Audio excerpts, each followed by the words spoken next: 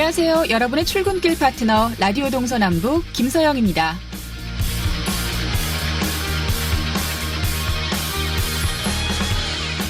20대 국회 마지막 국정감사가 어제 종합국감을 끝으로 막을 내렸습니다. 이번 국정감사에선 강원도 현안들도 줄줄이 나왔는데요.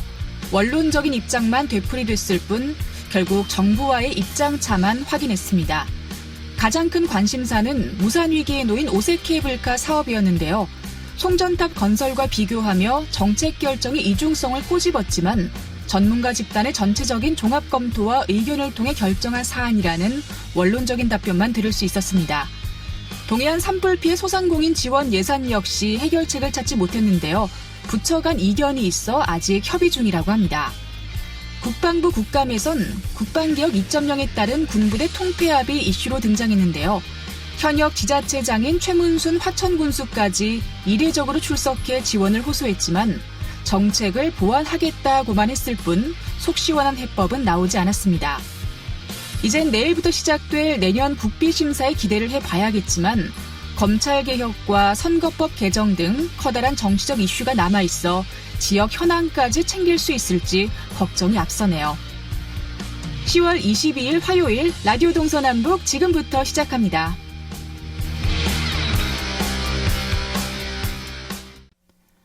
네, 라디오 동서남북 오늘도 아침 신문으로 시작합니다. 화요일의 뉴스 메신저죠. 강원일보 윤종현 기자와 연결합니다. 안녕하십니까? 네, 안녕하세요. 네, 오늘 첫 번째 소식 2018 평창 동계올림픽과 관련된 소식 가지고 오셨는데요. 국회 국정감사가 마무리 단계에 접어든 이 시점에서 평창올림픽 시설 사후 활용 문제가 이슈로 떠올랐다고요? 네, 맞습니다. 2018 평창 동계올림픽 시설 사후 활용 문제가 막바지에 접어든 국회 국정감사 이슈로 부상했습니다. 이에 오늘인 22일부터 본격화되는 내년 국비심사 관련 예산이 반영될지에 대해 관심이 커지고 있습니다. 서울 영등포구 갑 지역구의 더불어민주당 김영주 의원은 지난 21일 문화체육관광위원회 종합감사에서 슬라이딩 센터 등의 한 해 운영비만 40억 원이 필요하다는 한국개발연구원의 용역까지 받아놓고 정작 내년 예산은 22억 원밖에 편성되지 않았다며 이미 3,499억 원의 예산이 투입된 만큼 해당 시설의 사후 운영만큼은 정부가 끝까지 지원하는 게 맞다고 지적했습니다. 이어 강원도가 2024년 동계 청소년 올림픽 유치 의향서를 냈다면서 유치 성공을 위해 정부가 함께 노력해야 한다고 덧붙였습니다. 네, 타 지역구 의원들이 이렇게 적극적으로 이슈화하고 있는 상황인데요. 강원도 국회의원들도 이 주장에 힘을 실어주고 있다고요? 네, 맞습니다. 한국당의 염동열 의원은 앞서 김영주 의원이 언급한 세계 시설 활용 예산 외에는 올림픽 관련 정부 예산이 0원이라면서 남북관계에 결정적 역할을 했고 세계에 한국을 보여준 기적의 올림픽인데 정부는 홀대하고 있다며 질타했습니다.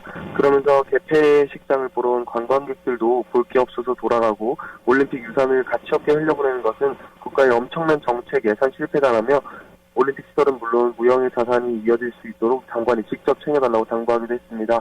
이 밖에 인천 서구의 더불어민주당 신승근 의원도 향후 남북 평화 교류 촉진과 문화 관광 수요 창출, 지역 균형 발전에 권인 역할을 할 수 있다면서 관련 사업이 진행될 수 있도록 예산 계획을 세우라고 말했습니다. 네. 자, 다음 소식도 들어보겠습니다. 올 4월 발생한 고성 산불과 관련한 보상 협상이 지연되고 있는데요. 대규모 항의 집회가 열렸다고요? 네, 맞습니다. 고성 산불 이주민들이 산불 피해 보상 협상이 타결되기를 학수고대하고 있지만 아직까지 결과물이 나오지 않자 한전의 즉각적인 보상과 검찰의 조속한 수사 결과 발표를 촉구하며 거리로 나섰습니다. 고성 한전바라 산불 피해 이재민 비상대책위원회는 지난 21일 한국전력 속초지사 앞에서 항의 집회를 갖고 한전의 무책임한 행태를 강하게 비판했습니다. 이들은 그동안 참고 또 참으며 협상을 위해 기다렸다고 전제하고 한전 사장은 이재민을 우롱할 생각하지 말고 성실한 협상을 통해 실질적인 배상을 이행하라고 촉구했습니다. 또 산불 발생 초기 한전 사장은 현장을 방문해 이재민들에게 사과하고 민사적 책임을 다하겠다고 약속했다면서 그 약속을 지키지 않으면 하늘이 들쭉나도 타협할 생각이 없으며 끝까지 투쟁할 것이라고 천명했습니다. 네. 그 항의 수위가 다소 높았던 걸로 알고 있는데요. 경찰과의 마찰은 없었습니까? 네, 약간의 마찰이 있었던 걸로 알려져 있는데요. 고성 비대위는 이날 한전 속초지사 앞에서 집회를 갖고 인근에 위치한 춘천지검 속초지청 앞으로 이동하려 했지만 청사 100m 앞에서 경찰에 의해 저지를 당하기도 했습니다. 당시 경찰과 실랑이를 벌어지기도 했지만 곧 냉정을 찾은 이재민들은 속초지청 앞 도로에서 집회를 갖고 검찰은 시간 끌기 수사로 일관해 한전 눈치를 보고 있음이 명백해졌다고 성토한 뒤 지금부터라도 신속히 관련자를 구속 기소하고 수사 결과를 발표해야 한다며 목소리를 높였습니다. 특히 노장현 고성 비대위원장은 검찰은 이재민들의 눈치를 봐야 하는데 누구의 눈치를 보는지 모르겠다며 한전이 협상에 성실하게 나서지 않으면 투쟁 강도를 높여나가겠다고 말했습니다. 네. 벌써 산불이 발생한 지 시간이 꽤 흘렀습니다. 하루빨리 피해 보상이 이루어졌으면 좋겠네요. 자, 마지막 소식, 부동산 소식인데요. 요즘 부동산 시장 분위기가 워낙 안 좋은데 분양시장이 악화일로를 걷고 있다고요? 네, 안타까운 소식이기도 한데요. 올 3분기 강원도 내 분양된 아파트 10가구 가운데 8가구 이상이 1순위 청약 미달 사태를 겪었다는 조사 결과가 나왔습니다.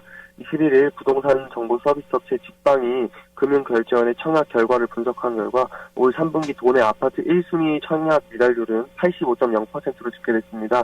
이는 전년 같은 분기에 30.9%에 비해 3배 가까이 늘어난 수치인데요. 전국 17개 시도 중 제주에 이어서 두 번째로 높았습니다. 네. 이런 청약 미달 현황을 두고 최근 수년간 이루어진 개발 호재가 오히려 부동산 시장에는 악영향으로 남겨졌다라는 분석이 있더라고요. 네, 맞습니다. 이 같은 높은 청약 미달률이 형성된 것을 두고 2018 평창 동계올림픽 개최에 앞서 이뤄진 과도한 주택개발의 여파라고 분석을 했는데요. 올림픽 호재를 계기로 주택개발 붐이 이어졌지만 올림픽 이후에 투자 세력 유입을 지속할 만한 호재가 부족해지면서 과잉 공급 및 수요 부족 등 부작용이 발생했다는 해석입니다. 네. 투자 세력 유입이 어려워지고 있다는데 수도권과의 분양시장 분위기가 좀 극명하게 갈리는 현황도 문제인 것 같습니다. 같은 시기 수도권 분양시장은 오히려 호조세를 보였다고요? 네, 맞습니다. 수도권과의 분양시장 양극화는 갈수록 심화되고 있는 상황입니다. 실제로 같은 분기 서울의 1순위 청약 미달률은 2.2%에 불과했고 1순위 청약 경쟁률 역시 39.8대 1로 전년 동분기에 비해 치열해졌습니다. 이를 두고 함영진 직방 빅데이터 랩장은 신규 아파트 공급에 맞춰 새 집으로 갈아타려는 실수요층의 움직임마저 얼어붙어서 강원 지역 청약 미달이 심화되고 있다며 정부의 민간 택지 분양가 상한제로 수도권식 분양 시세가 낮아지면 지방의 투자층 유입은 더 어려워질 수 있다고 우려하기도 했습니다. 지방 부동산 시장이 안정될 맞춤형 정책이 필요한 시점으로 보입니다. 네. 자, 오늘 소식 잘 들었습니다. 강원일보 윤종현 기자와 함께했습니다. 고맙습니다. 네, 감사합니다.